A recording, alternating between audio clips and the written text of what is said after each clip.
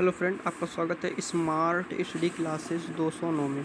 तो चलिए कि आज हम देखेंगे किसके बारे में, ज्योमेट्रिक प्रोग्रेशन। ठीक है, ज्योमेट्रिक प्रोग्रेशन के बारे में देखेंगे, जो कि हम पहला चैप्टर देख चुके हैं एपी। ठीक है, अर्थमेटिक प्रोग्रेशन जिसे बोलते हैं समांतर श्रेणी, तो उसके बारे में हम देख चुके हैं। तो आज देखेंगे जीपी। सबसे पहले हम क्या करें, पहले कॉन्सेप्ट बता रहे हैं, इसके बाद में हम जो इम्पोर्टेंट क्वेश्चन है इनके बारे में देखेंगे। ठीक है, तो चलिए जैसा कि हम आप देख ही रहे हो कि थंबनेल में क्या लिखा है, यूपी पॉलिटेक्निक। आपको थंबनेल में दिख ही रहा है, थंबनेल में आपको दिख ही रहा है। क्या दिख रहा है आपको? ये दिख रहा है,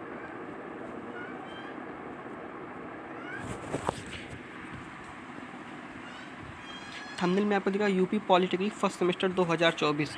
जो कि हम किसकी बात कर रहे हैं? हम बात कर रहे हैं अप्लाइड मैथमेटिक फर्स्ट। ठीक है, अप्लाइड मैथमेटिक फर्स्ट की बात कर रहे हैं। और किसके बारे में बात कर रहे हैं वो हम बात करेंगे ज्योमेट्रिक प्रोग्रेशन, जिसको हिंदी में बोलते हैं गुणोत्तर श्रेणी। क्या बोलते हैं? गुणोत्तर श्रेणी बोलते हैं। ठीक है, तो इसका हम वन शॉट वीडियो लेकर आए हैं। ठीक है, इसका हम जो कि है क्या है, इसका हम वन शॉट वीडियो लेके आए, इस वन शॉट वीडियो लेके आए हैं। और इस वीडियो के अंतर्गत ही हम आपको पूरा बता देंगे। ठीक है, इस वीडियो के अंतर्गत हम आपको पूरा बता देंगे कैसे क्या क्वेश्चन बनते हैं, कितने नंबर के बनते हैं, और कौन कौन फार्मूले से कैसे कैसे क्वेश्चन बनते हैं, ये भी बता देंगे।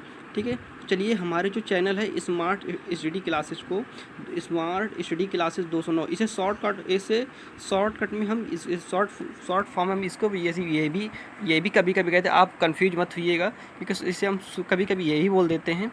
क्या बोल देते हैं? इसे हम बोल देते हैं कि एस एस सी 209। ठीक है, इसे शॉर्टकट में हम इसको ये भी बोलते थे, तो कभी कंफ्यूज मत होइएगा। ठीक है, तो चलिए हम देखते हैं, अपने चलते हैं अपने फार्मूले की तरफ। तो जैसे जैसे आपको दिख रहा है, जैसे आपको ये दिख रहा है, कह रहा है गुणोत्तर श्रेणी। ठीक है, गुणोत्तर श्रेणी जीपी के सूत्र आपको दिख रहा है ना, आपको दिख ही रहा है।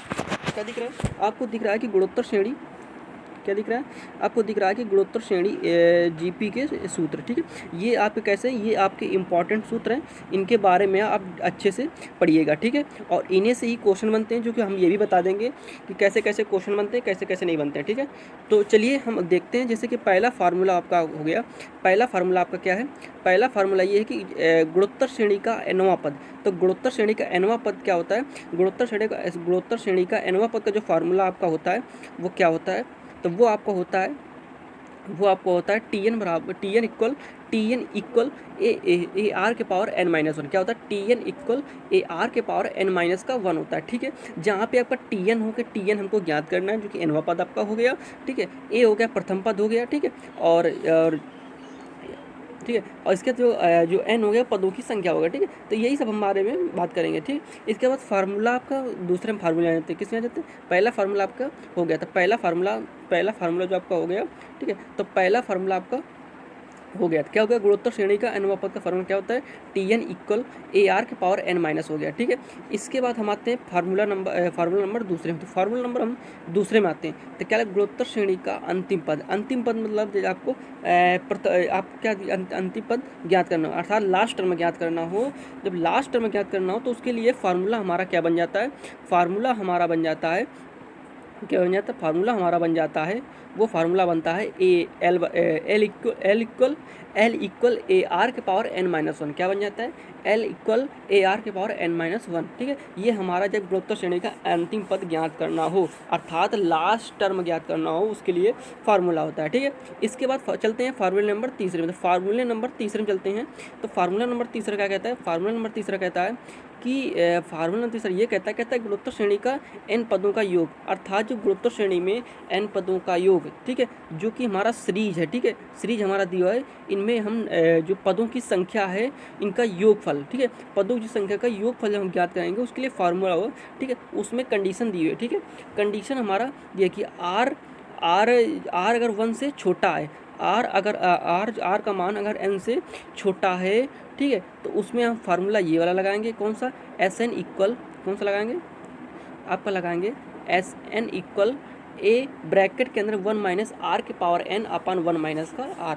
कब लगाएंगे, कब लगाएंगे, ये लगाएंगे कि जब हमारा क्या दिया होगा, जो आर का मान है 1 से कैसा हो, 1 से हमारा छोटा हो, ठीक है, 1 से हमारा छोटा हो, जैसे माइनस में दिया हो, माइनस में दिया हो, ठीक है, 1 से छोटा कौन से, 1 से छोटा संख्या कौन सी होती है हमारी, होती 0 होती है, ठीक है, -1 होती है, ठीक है, -2 होती है और -3 होती है और इसी प्रकार -4 होती है, इस माइनस इस यही संख्या हमारी 1 से छोटी होती हैं। तो जब 1 से आर का मान जब अगर 1 से छोटा है तो उसके लिए फार्मूला हम अप्लाई करेंगे, कौन सा करेंगे, S N equal A bracket के अंदर 1 माइनस का S N equal A bracket के अंदर 1 माइनस आर के पावर एन अपान 1 माइनस का आर, हम ये फार्मूला अप्लाई करेंगे, ठीक है।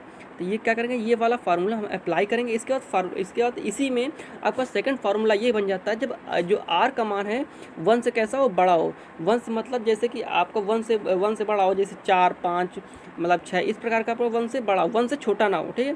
तो 1 से जब छोटा नहीं होगा तो उसका जो फार्मूला क्या बन जाता है, ये बन जाता है S N equal A bracket के अंदर ए आर के पावर एन माइनस का 1 क्या बन जाता है, अपान आर माइनस 1 क्या बन जाता है, S N equal A bracket के अंदर आर के power N minus 1 upon R minus का 1। कब लगेगा ये फार्मूला, ये फार्मूला लगेगा जब हमारा आर का जो मान है, जो हमारा आर का मान है वो 1 से कैसा हो, बड़ा हो, ठीक है।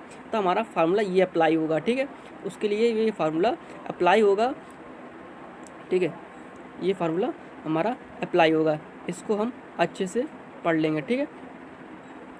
इसके बाद अगला फार्मूला नंबर हमारे कितने होंगे, फार्मूला हमारे तीसरे 3 फार्मूले होंगे, ठीक है।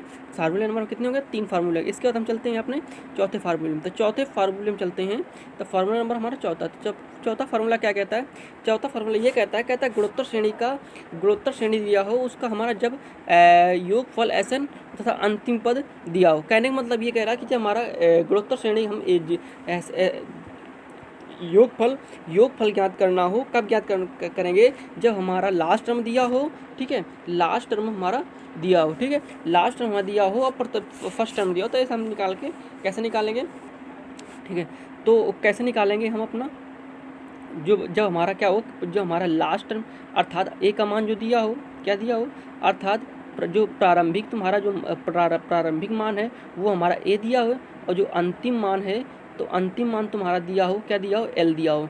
तो उसी में हम अप्लाई करेंगे ये वाला फार्मूला, ठीक है। तो उसी में क्या अप्लाई करेंगे, उसी में अप्लाई करेंगे ये वाला फार्मूला। तो क्या लगेगा, S N equal L bracket के अंदर R minus 1 upon S N equal R bracket के अंदर आर माइनस का ए अपान आर माइनस का 1, ठीक है। तो ये वाला फार्मूला अप्लाई करेंगे, कब अप्लाई करेंगे, जब हमारा फर्स्ट टर्म अर्थात फर्स्ट टर्म हमारा ए दिया हो और जो लास्ट टर्म है वो हमारा एल दिया हो, तब हम ये वाला फार्मूला अप्लाई करेंगे, ठीक है। इसके बाद चलते हैं फार्मूले नंबर 5 में। तो फार्मूले नंबर हम 5 में चलेंगे, तो फार्मूला नंबर आपका 5 है, यही लास्ट फार्मूला है, ठीक है। फार्मूले नंबर 5 में चलेंगे, ठीक है। तो उसमें क्या है कि जब फार्मूला नंबर 5 में आएंगे तो फिर गुणोत्तर श्रेणी का मान ज्ञात करना है जब अंतिम पदों का योगफल ज्ञात, अर्थात कहने का मतलब अंतिम पद का योगफल ज्ञात करना हो, तब हमको क्या करना है, तब हमको क्या कहते हैं, फार्मूला हमका अप्लाई करना है। तो गुणोत्तर श्रेणी का जब अंतिम पद ज्ञात करना हो तो उसके लिए फार्मूला क्या बन जाता है, उसके लिए आपको जो फार्मूला बन जाता है वो फार्मूला बन जाता है एस इन्फिनाइट, ठीक। S infinite equal A bracket के अंदर आर माइनस का 1, ठीक है, आर माइनस का 1। और आप ये सोच रहे होंगे कि जो हमारा ये आर है इसके बारे में सर ने तो कुछ बताया ही नहीं, ठीक है। आप यही कंफ्यूज होगे ना कि ये जो सर ने इस आर के बारे में कुछ बताया। देखो आर इसमें क्या होता है, आर सर्वांतर होता है, ठीक है, मतलब दोनों पदों के बीच जो डिफरेंस होता है, ठीक है। तो उसी का मान ज्ञात करने के लिए हम उसी का मान हम ज्ञात करते हैं जिसे हम आर से स्मॉल आर से डिनोट करते हैं, ठीक है। तो देखो इसमें क्या होता है आपको बता दें, जैसे कि आपका जो आपने उसमें पढ़ा होगा, किसमें आप उसमें पढ़े होगे एपी में, ठीक है, समांतर श्रेणी में पढ़े होगे, ठीक है। तो समांतर श्रेणी में आपको जो सर्वांतर निकालते थे, ठीक है, सर्वांतर अर्थात जो सर्वांतर निकालते थे, तो सर्वांतर हम निकालते थे। तो सर्वांतर जब निकालते थे तो उसमें क्या होता था कि हम कैसे निकालते, जैसे कि आपका फार्मूला दिया था कैसा दिया था, फार्मूला दिया था टी एन बराबर ए आर के पावर यही दिया था ना। जैसे कि आपका फार्मूला उसमें सर्वांतर निकालने का फार्मूला क्या था, सर्वांतर जब निकालते थे उसमें हम डी से डिनोट करते थे, डी से डिनोट करते थे, ठीक है। तो डी से जब डिनोट करते थे तो हम कैसे निकालते थे, देखो, अरे सीधे से ये समझो, जब हम फार्मूला हम उसमें सर्वांतर निकालते थे समांतर श्रेणी में, तो हम उससे डी से डिनोट करते थे, ठीक है, किससे, डी से डिनोट करते थे, ठीक है। तो वो निकालते थे कि T2 अर्थात जो सेकंड टर्म माइनस प्रथम मतलब फर्स्ट टर्म, ठीक है। कहने का मतलब कि हम पहले में दूसरे में हम पहले टर्म को घटा देते थे, तो हमारा क्या, दोनों के बीच में जो डिफरेंस था, हमारा अंतर था, वो निकल के मतलब डी जो है वो निकल आता था।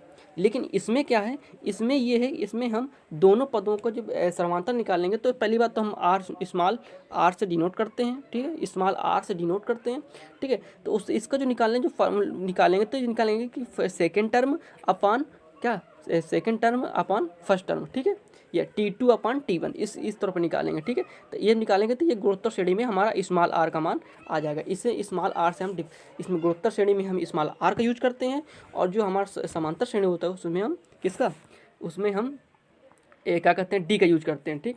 इसके बाद यही सारे इंपॉर्टेंट फार्मूले। अब देखो बता दें क्वेश्चन नंबर क्या कैसे बनता है। जो आपका फार्मूला नंबर 1 है, फार्मूला नंबर 1 है, ठीक है, फार्मूला नंबर आपका 1 है Tn इक्वल AR के पावर n-1, जो ये फार्मूला है। इसके बाद फार्मूला नंबर 1, और इसके बाद फार्मूला नंबर आपका आता है सेकंड, ठीक है, फार्मूला नंबर आपका आता है सेकंड, ये वाला फार्मूला, सेकंड का फार्मूला नंबर ये आता है, ठीक है। ये फार्मूला था L इक्वल AR का n-1। इनसे आपका एक नंबर का क्वेश्चन बनेगा, ठीक है, या तो फार्मूले दे देगा या तो आपको क्वेश्चन दे देगा, ठीक है। इसमें एक नंबर का क्वेश्चन बनता है। इसके बाद आप बताते हैं क्वेश्चन नंबर 3। तो क्वेश्चन नंबर फार्मूला नंबर 3, तो फार्मूला नंबर 3 में आपका 2 नंबर का क्वेश्चन बनेगा, ठीक है, आपका 2 नंबर का क्वेश्चन बनेगा, जो कि उसमें कंडीशन भी दिए होंगे, ठीक है, ठीक है, कंडीशन उसमें दिए होंगे, तो आपको 2 नंबर का क्वेश्चन बनेगा, ठीक है। इसके बाद जब 5 नंबर क्वेश्चन बनेगा तो 5 नंबर क्वेश्चन इसमें आपका इसमें बनेगा, ठीक है, इसमें बनेगा, इसमें 5 का भी बन जाता है और कभी कभी 2 का भी बन जाता है, ठीक है। तो आप कन्फ्यूज मत होइएगा, ठीक है, कभी कभी इसमें 5 का भी बन जाता है, कभी कभी 2 का भी बन जाता है, ठीक है।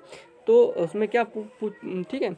तो यही आपके फार्मूले इंपॉर्टेंट फार्मूले हैं, इनको आप अच्छे से रीड कर लीजिएगा, ठीक है, अच्छे से रीड कर लो, ठीक है, ताकि भूलो नहीं। एग्जाम देखो, एग्जाम हॉल में क्या होता है, इतना ज़्यादा प्रेशर होता है कि आप अच्छे से मतलब नहीं याद में रहता है, ठीक है। तो आप इनको अच्छे से पढ़ लीजिएगा, और इनसे जो इम्पोर्टेंट जो न्यूमेरिक वो हैं क्वेश्चन हैं वो हम आपको बता देंगे, तो आप प्रैक्टिस कर लीजिएगा। जो कि कुछ भी क्वेश्चन वो भी हम करवा देंगे, ठीक है। तो आप वो अच्छे से पढ़िएगा। Thank you.